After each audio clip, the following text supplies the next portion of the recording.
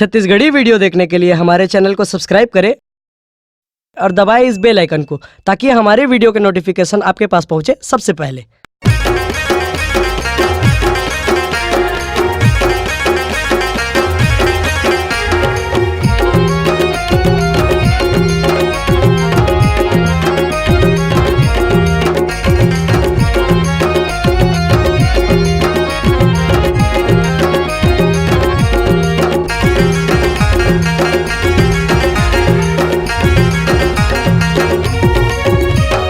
जय हो है मंगल मूर्ति, जय हो देवा गणपति।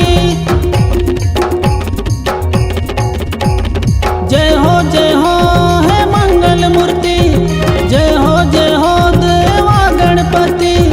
एक दंत दयावंत चार भुजाधारी है, ते मोर विनती सुन लेना जी, शरण माँ रख लेना जी।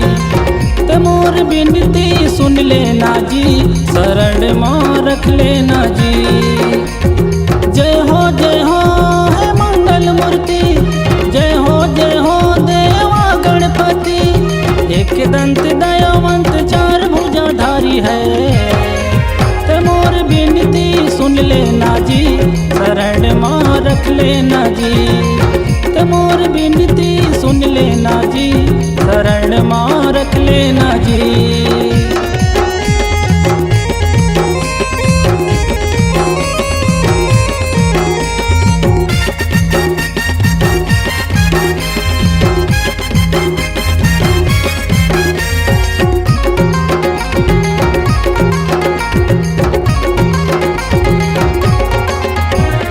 गौरी के लाला ते आँखी के तारा, पिता तोरे शंकर भोला हवे डमरू वाला।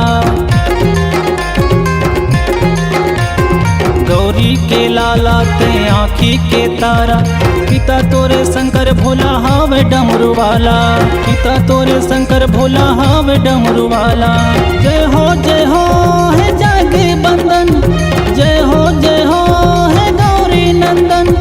एक दंत दयावंत चार भुजाधारी है, ते मोर विनती सुन लेना जी, शरण माँ रख लेना जी। ते मोर विनती सुन लेना जी, शरण माँ रख लेना जी।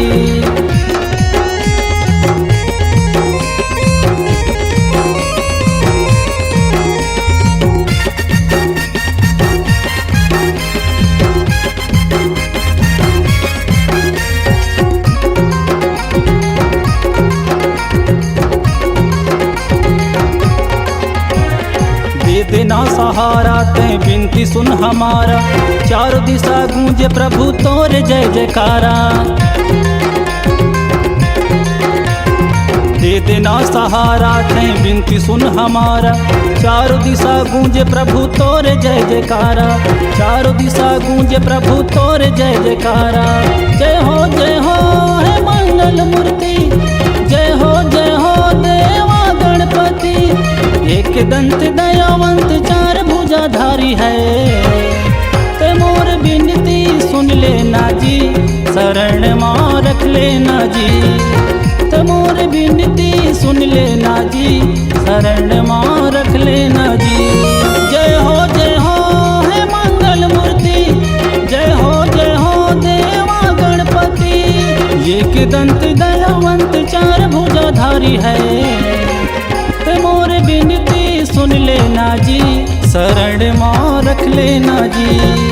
ते मोर विनती सुन लेना जी, शरण माँ रख लेना जी। ते मोर विनती सुन लेना जी, शरण माँ रख लेना जी। ते मोर विनती सुन लेना जी, शरण माँ रख लेना जी। शरण माँ रख लेना जी, शरण माँ रख लेना जी, शरण माँ रख लेना जी। अगर आप अपनी आवाज को एक नया आयाम देना चाहते हैं तो चले आइए मल्टी ट्रैक डिजिटल रिकॉर्डिंग के लिए संपर्क करें HK म्यूजिक कंपनी, कोटा डबरी, चांपा, छत्तीसगढ़। मोबाइल नंबर है 9329 238487 और 8085380339।